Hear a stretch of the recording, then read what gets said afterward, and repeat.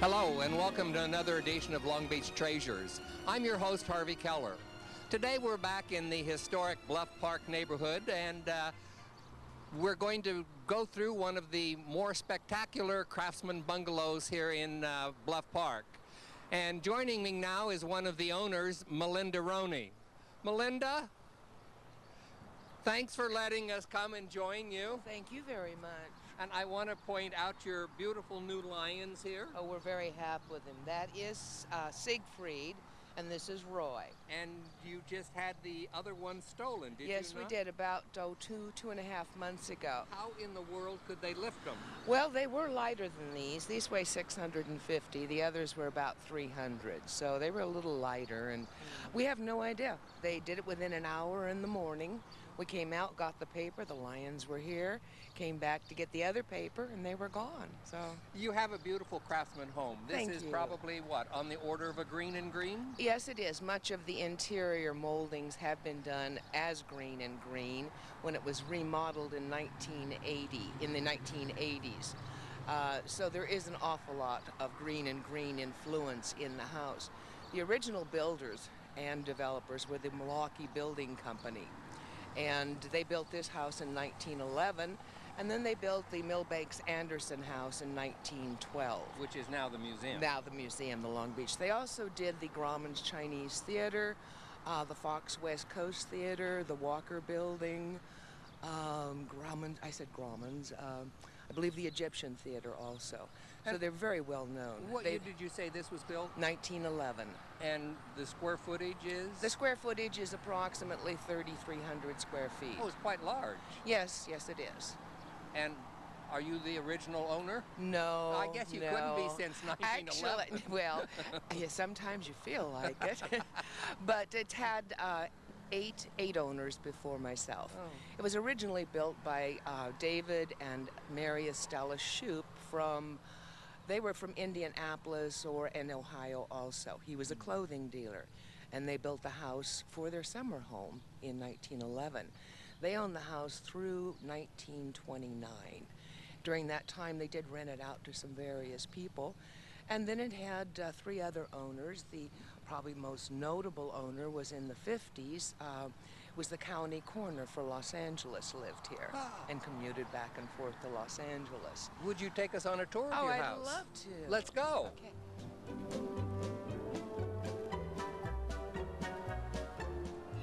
Oh, this is a beautiful front door. This is an original, and this particular stained glass is original, as is the piece in the dining room, original. The lamps are recreated. In the late 70s and during the 80s, the house was owned by Michael Anderson and Jerry McElroy. When they purchased the house, it was off of its foundation. So they spent a year or so getting it back on. They built a new foundation for it.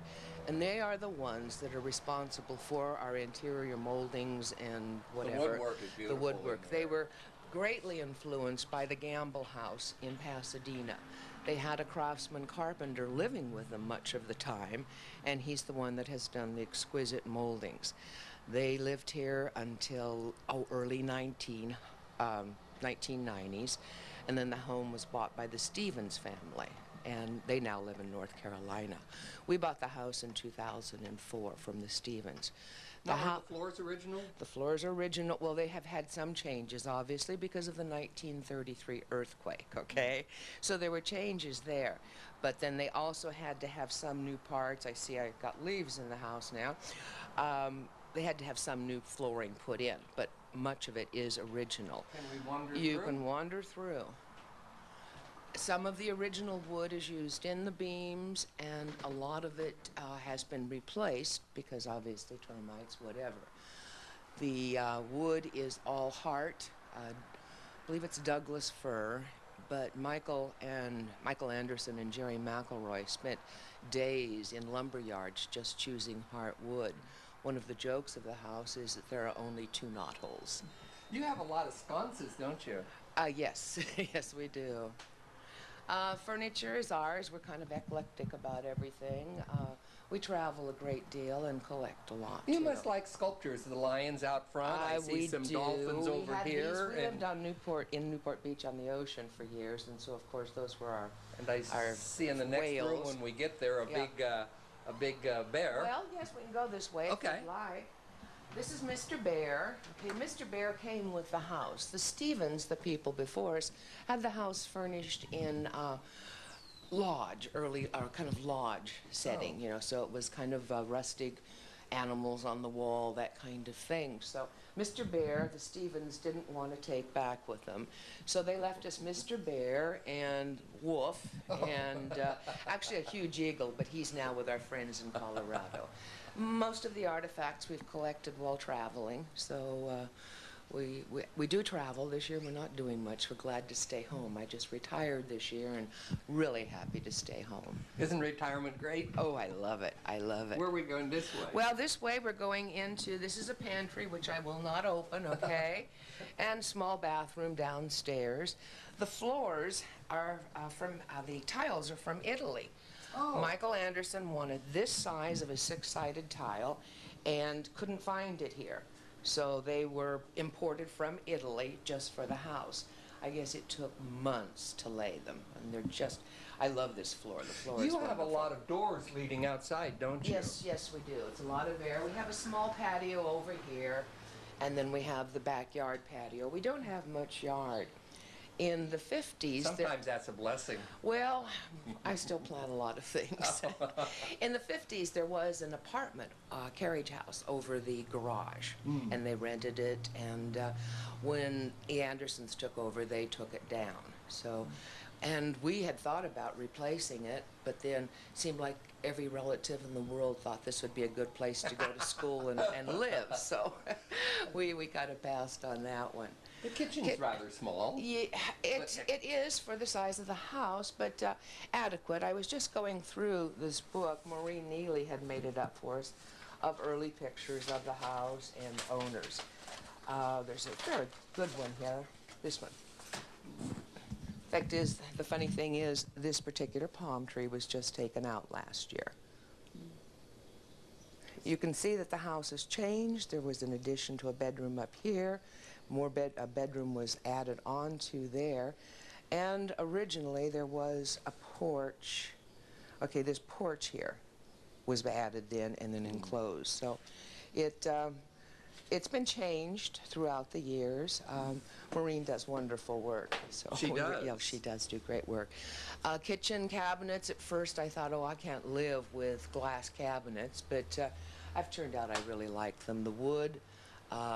The wood is wonderful. I enjoy it very much. This is the dining room. And again, same wood. We're going to be changing this color green in the very near future. This was a porch, sleeping porch, you know, and then it was enclosed, and it appears to be enclosed probably in the 60s at some point in time.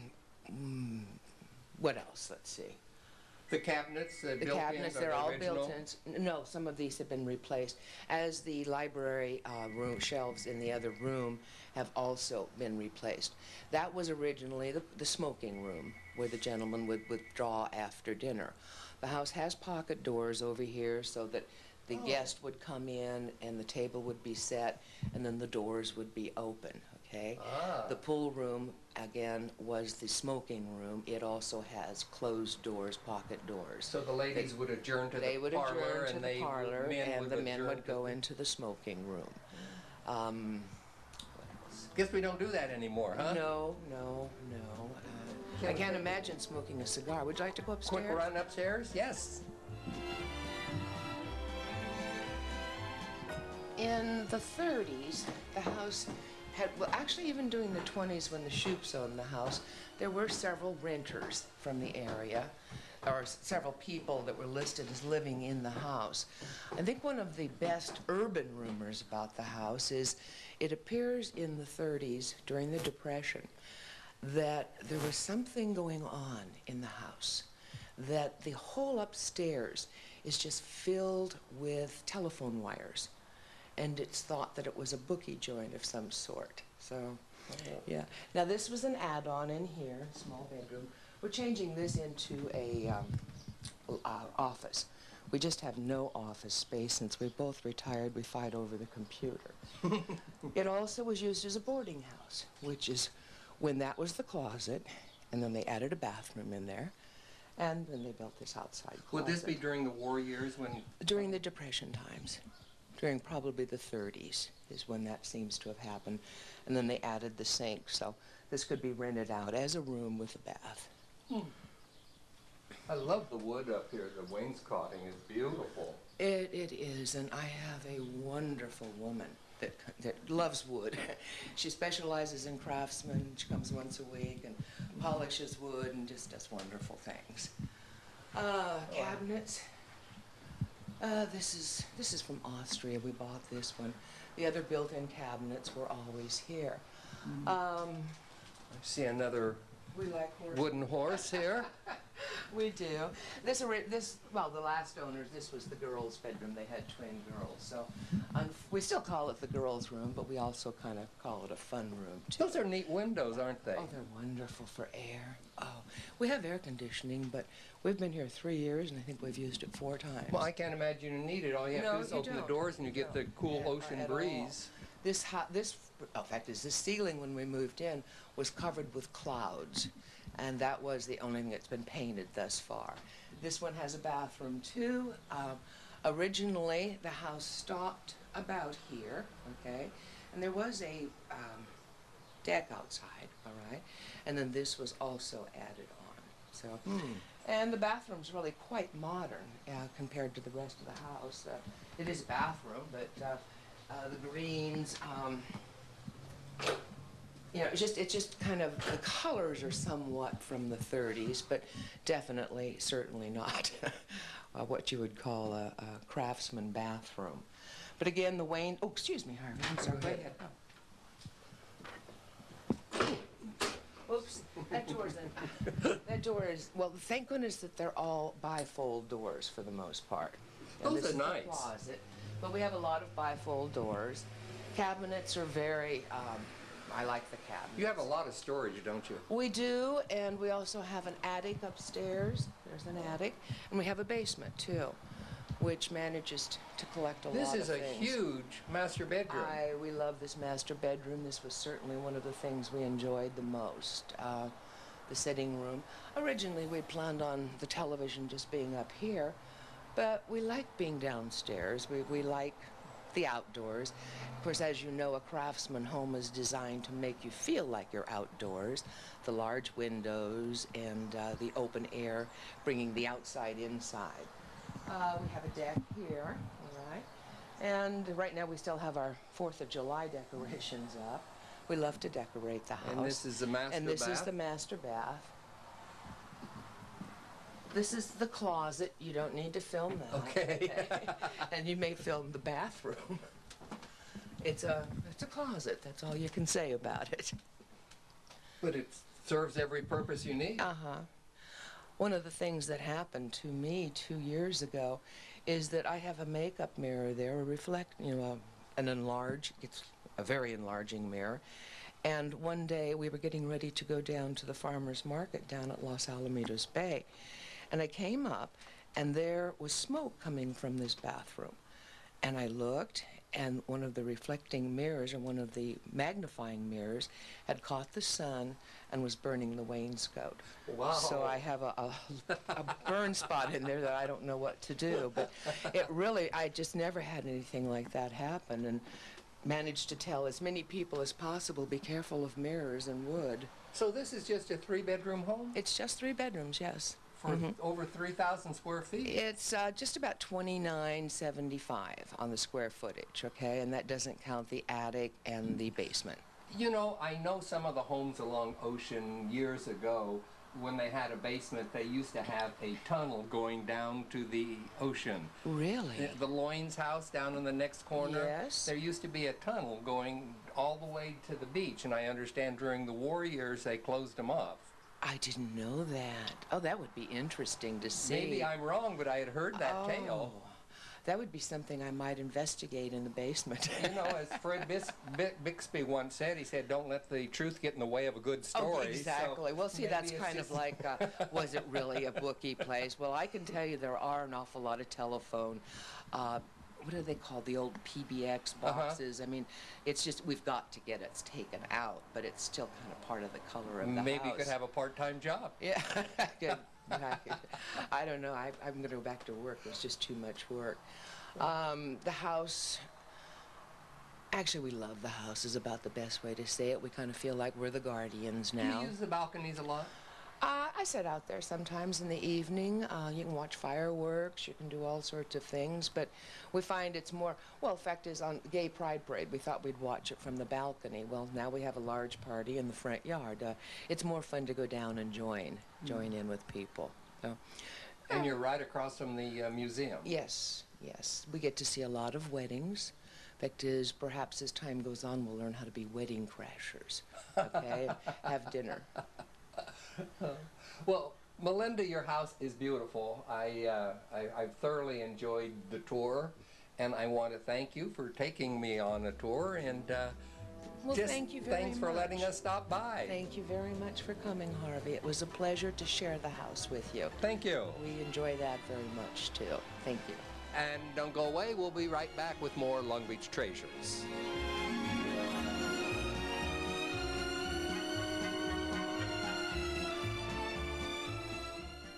Wow, look at all this great stuff, and all more than 50% off retail value. When I'm not working on my show, Extreme Makeover Home Edition, I'm out looking for bargains just like these. I'm at Habitat for Humanity, South Bay, Long Beach's new home improvement store. Profits from this store will help build safe, decent, and affordable homes in partnership with people right here in our own community. So come visit the store. You can donate your own items, improve your home, and help someone else's life at the same time. That's what I call giving to the extreme. Hello, welcome back to Long Beach Treasures. We're now going to visit another historic site here in Long Beach. This is the lifeguard station at the foot of Cherry Avenue. And joining me is Jeff Williams. Jeff, thanks for taking time out to answer some questions for me. Yeah, glad we could help out. Now, is this the main lifeguard station? This is the main lifeguard station here in the city of Long Beach. And when did lifeguard services first start in Long Beach? Well, lifeguards started in 1906 with the hotel staffing a lifeguard. And then the Long Beach lifeguards officially then started in 1908, separate from the hotels. This wasn't the original location for this lifeguard station, was it? No, it wasn't. It started at Pine Avenue Pier, the foot of the pier there, and then it was moved when Rainbow Pier was built, and then it was moved to the foot of Rainbow Pier at Linden Avenue. And it was placed there for quite a few years before it got moved down to this location. Now, this is a historic site, right? It has been designated by the city of Long Beach. Yeah, in June 9th of 1981, it was declared a historic site. You know, they used to have a lot of wooden lifeguard stations along the beach that were sort of old, beachy looking. Now they've been replaced by the portable ones. Any particular reason? I think just over time those stations got so worn down and just the dynamics of lifeguarding's changed. You know, those stations used to be big stations and lifeguards used to stay in those stations and live there. Now it's kind of changed. The lifeguards don't live on the beach like that. By the way, speaking of that, does anyone live here? No. It's not 24 hours here, no. Oh. Yeah, so, and the other wood stations got so run down. Some of them were built date back to 1920s, so we had to replace them. I would think the portable ones are more economical too. Yeah, and they're just easier for us to deal with and move. Now, I noticed this is called the Dutch Miller lifeguard station. Why is that? Well, Mr. Miller served as captain is before we had chief status. His actual title was captain quite a few years, and the Long Beach Lifeguard Association pushed at the time the Historical Association to name the building after him because of his actual stint of time as being captain and just a lot of the stuff that he donated, his time and things that he did for the Long Beach Lifeguards. Okay, do you have a permanent year-round lifeguards? Yeah, we do. We staff about anywhere from 24 to 27 people year-round, including our captains.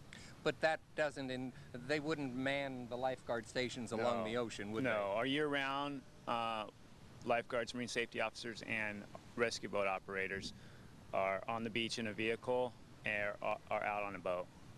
Yeah, we don't sit in the actual towers. That's what our summertime. Now, I notice in the paper at times, before summer begins, you have lifeguard tryouts. Yeah. Now, if someone is hired as a lifeguard, say for this season, and they want to repeat next year, do they have to go through the process again? No, they come down and do the initial tryout, and if they make the training and go through training, and they work in the summer, they're actually guaranteed a job the next summer. But they have to do, we do a 10-hour day training. They redo their CPR and first aid and go over some of their lifeguarding skills, and then they're welcome to come back. What are your hours of operation for lifeguards on the beach? We operate from 8 to 8 in the summertime. Oh, that's... And then our rescue boats, we have a couple rescue boats that are 24 hours. But there's someone in this lifeguard station all the time year-round? Yes, this station's manned year-round. This is our lifeguard headquarters, so we have a captain in the station, administrative scheduling sergeant, and MSOs work out of here. What's the reason for most of your calls for help? Most of our calls, we deal anything from medical aids to vessels in the swim area to swimmers in distress. But because of the bike path, we have all those medical aids. But would you take us on a tour of your facility here? Yeah, sure. Show us I'd love what to it's show like? you too. Let's go. Yeah.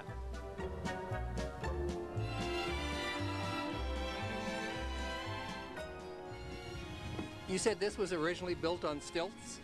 Yeah, originally this station, when they moved it here, it was up on stilts and there wasn't a lower level because of the surf could come in and go under it. But now that the break wall's here and we built a wall around it, they added a lower level. We have a weight room down there now for the guards to work out, keep in shape. Let's go on in. Okay, great.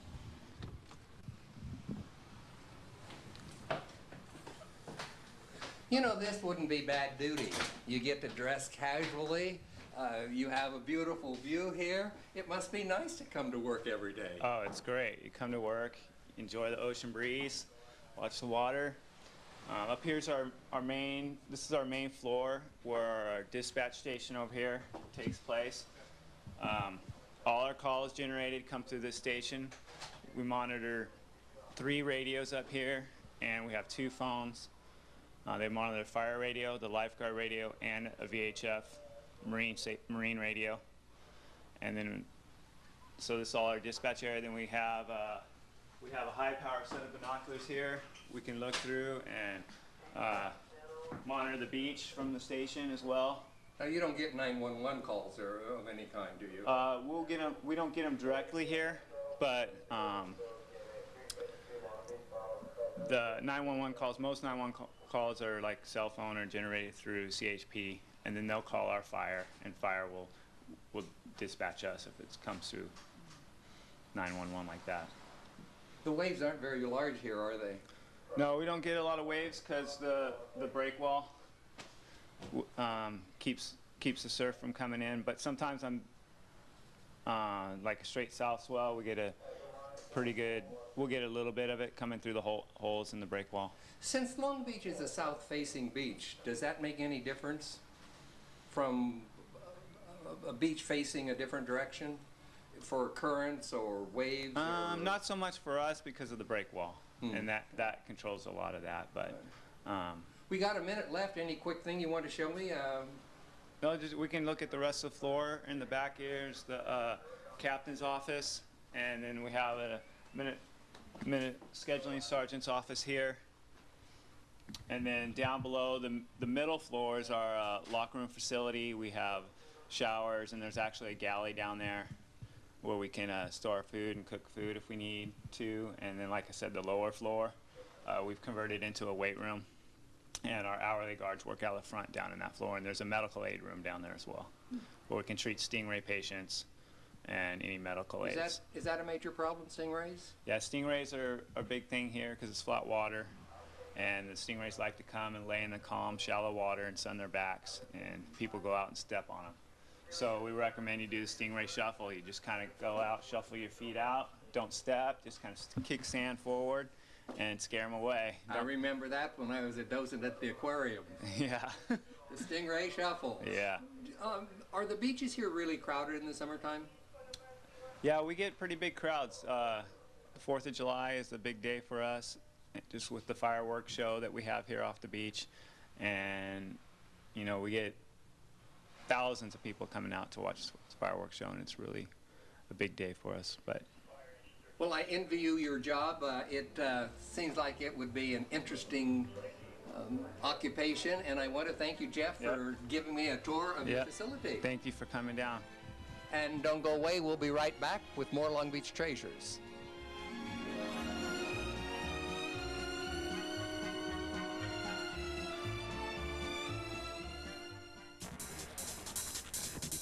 Food's great. I can see 11 TVs from where I'm sitting. Great atmosphere, good service. Excellent place to come watch a game.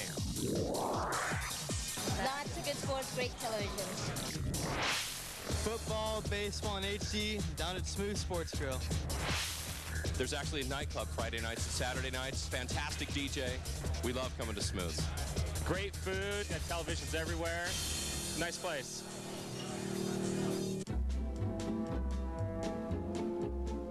Okay, before we leave, I wanted to point out this mural, which is right in back of the lifeguard station. This is one of the most colorful murals in the city of Long Beach and one of my favorites. Those of you who have lived here for quite some time might realize that this used to be the tunnel that used to go under Ocean Boulevard, and the archway here with the heart in the middle. And that was the tunnel entrance. It has been now filled in, and the artist came back, recreated the doorway to make it look like the original mural. You know, I don't often have time to thank you for watching, and many of you say that there are certain shows you would like to see. If you would email me at longbeachtreasures@aol.com, I will be happy to see if we can fill your requests. Again, thanks for watching. It's always fun, and it's always nice when you say hello. So come back again next month as we take another walk through history and uncover more Long Beach treasures.